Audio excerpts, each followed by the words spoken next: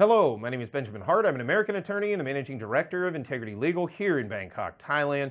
As the title of this video suggests, we're discussing K-1 fiancé visas, specifically Notice of Action 1 associated with that. I thought of making this video after reading a recent comment on our channel, quoting directly, "So a text message isn't the NOA-1. My fiancé received a message like this.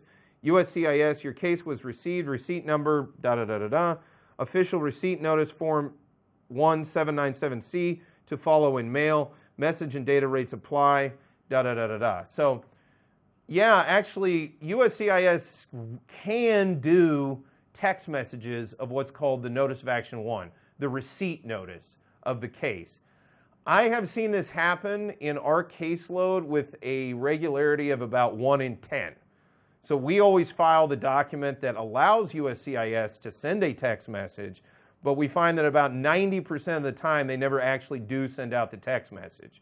Now, the other thing to bear in mind is the text message itself is not the notice of action. It's not the written notice of action.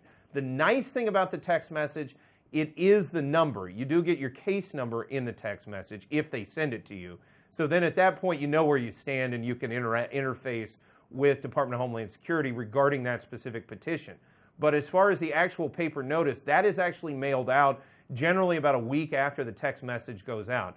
But again, remember, if you don't get one of these NOA-1 text messages associated with a K-1 visa filing, don't fret, because it's not a foregone conclusion that they're going to do it.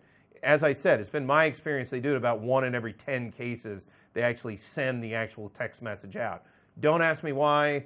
Things that happen within DHS sometimes happen without any rhyme or reason from what I can figure out. But yeah, it's not overly frequent that we actually see the text message go out. Sometimes it will, but many times, no, not so much. So again, it's going to be case specific. And again, it's not the same thing as the actual mailed receipt notice. It is convenient, I do have to admit. When you do get a text message, boom, you've got that number locked in. You can now interface with the system. That does help, but again, it isn't the same thing, and it may not happen.